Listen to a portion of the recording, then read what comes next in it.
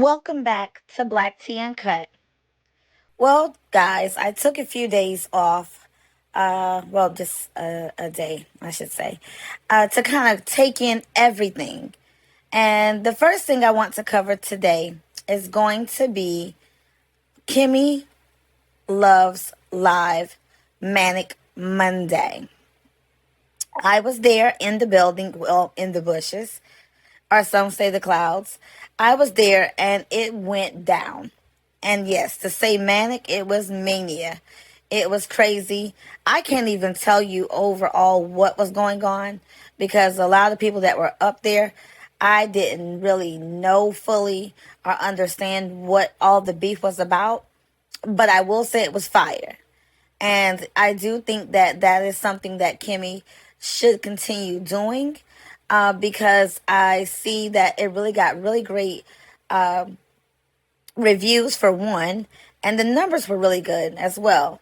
So, as you know, that is like a rebrand sort of get it off your chest, and but it's a Kimmy take on it, and I think it's really going to be something that could potentially be bigger than get off your chest if it were to continue because she was kind of thinking about not continuing the manic Mondays. So for me, I'm like, I think you should go for it. Go for it until it no longer fits within something that you can be a part of. But Kimmy can give shade, Kimmy can give tea, Kimmy can give reads, Kimmy can give roast, and that's pretty much the foundation what makes up a manic Monday or get it off your chest. So I thought it was overall, I thought it went well, especially for her first time ever doing it. I thought she handled it well. I thought she allowed everyone to speak. She didn't drop anyone. No one got muted. No one got turned away. Everyone was welcomed with open arms. Everyone was treated like family. Even the CRACK user. That was really funny. But yeah, even him, Craig, I think his name was.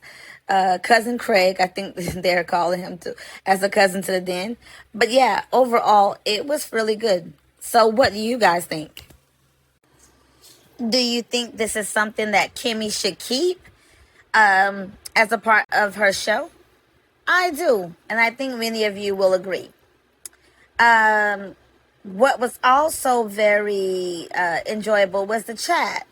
The people in the chat really kept it fire and lit. I enjoyed reading all the comments, seeing the way that everyone interacted in the chat. The chat is really a easy flow, although it's like boom, boom, boom, boom, bam.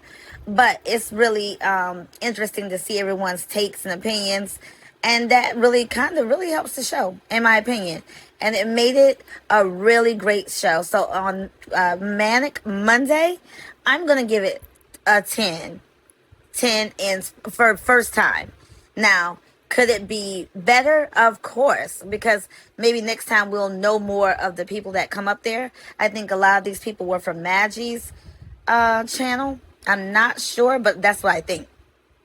And so, therefore, that made it really, not as easy to follow if you don't know a lot of the people in Maggie's chats or a lot of her subscribers if you don't know them really well.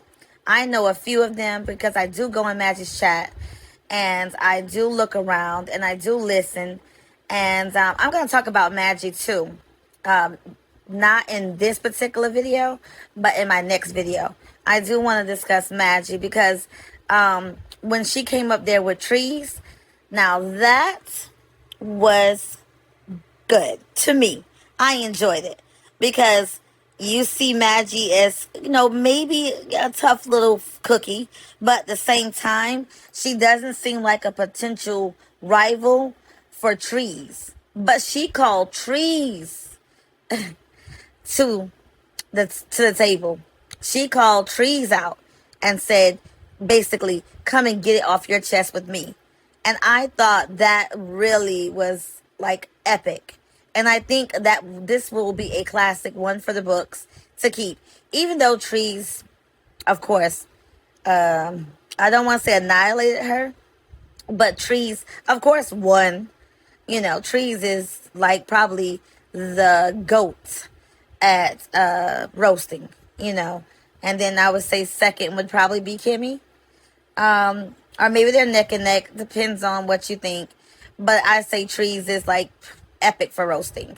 And when she came in, she delivered. But to say Maggie did hold her on, I was really, really surprised that she didn't back down. She didn't whimper. She didn't cry.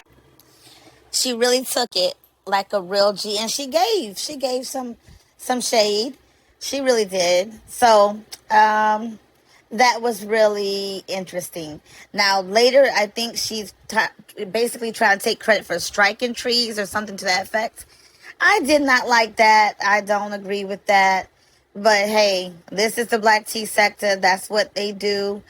But I don't think striking should come unless something really, really goes below the belt. And maybe you can say Trees did with the cousin that had passed away, or maybe you could say Maggie did by bringing up her daughter.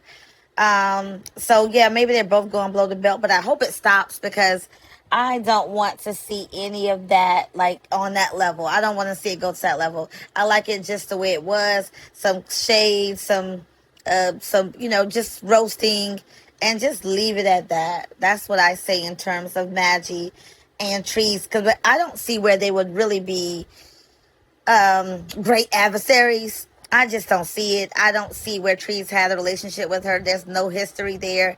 There's nothing there to really keep going at this point, unless something changes. But that's my take on the Trees and Maggie part of Manic Monday. And so, but I still will come back and discuss Maggie in another video because I do have some interesting, I think, unique perspective on Maggie. I really do think I may be the only one that feels this way, but maybe some of you will agree with me when I come back and do my video on my perspective on Maggie. All right, so now I want to get to the Treez and IO. I looked up on my screen and I could not believe when I saw Treez and IO on the same panel, on Treez's panel. I was just floored. I was completely in shock. I could not believe my eyes because I always knew this day would probably come, but to see it with my own two eyes was mind-blowing. I didn't know if my mind was playing tricks on me. I didn't know how it was going to go from 1 second to the next. I didn't know. It was mayhem and melee. Now, a lot of the chat seemed to hate it. A lot of Trees' real core base did not like IO up there. And you could see it all throughout the time that IO was up there with Trees. They were not having it. They were not here for it. They don't have no love for IO. That is for sure. And you can see it throughout the chat. It was just, oh, get her off of there. Let her go. We don't want her. She did this. She did that. She said this. She said that. The chat wasn't feeling it. But from my perspective, I thought it was a moment that should be solidified in YouTube Black Tea sector history, like forever. Like it should be a moment in time because it felt like everything just stood still with the like over a year of beefing between Treez and IO. And when I say the hate seemed like it was pure hatred, it gave hate. It didn't give dislike. It didn't give I don't like you right now. It didn't give we're enemies, frenemies. It gave we will never ever speak again type of energy. It gave I don't F with you. You little stupid. You get the song. It gave that on both sides. From IO to Treez. From Treez to IO. It was a mess for over a year. And to see the both of the ladies come together And for IO to be willing to come to Treez, I thought that was a drop of humility to say, hey, I'll come to you. And for Treez to allow her up, I thought that was as equal humility. But I thought it was a lot bigger on Treez' end to extend the olive branch. And they sparred. They sparred the entire time that IO came up there. IO didn't back down. Treez didn't back down. But they never crossed the line to total disrespect again. They stayed equally giving blow for blow. Blow for blow. And that was a phenomenal match. It was I don't even know the last time I seen a really, really good fight, but it was that. It's it was basically an art to the way they both handled each other. They didn't come in trying to pretend like they were best friends. They were going to ever be friends. They didn't try to fake the funk. They were still we still ain't friends, but we realized that we are both great opponents. And maybe we could work together instead of against each other. Now, will they ever be friends? I doubt that very seriously.